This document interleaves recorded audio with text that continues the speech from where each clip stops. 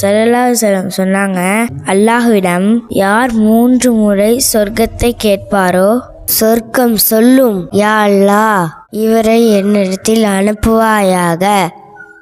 அல்லாஹ்விடம் யார் 3 முறை நரகத்தை விட்டும் பாதுகாப்பு தேடுவாரோ நரகம் சொல்லும், யா அல்லாஹ், இவரை என்னிடமிருந்து காப்பாத்திடே.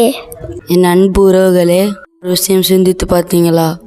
நம்மில் எத்தனை பேர் 3 தடவை சொர்க்கத்தை கேட்கிறோம், 3 தடவை நரகத்தை விட்டும் பாதுகாப்பு தேடுகிறோம்?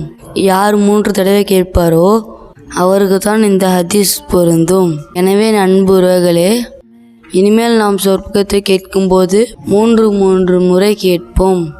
நரகத்தை விட்டு பாதுகாப்பு தேடினால் 3 தடவை பாதுகாப்பு தேடுவோம், இன்ஷா அல்லாஹ்.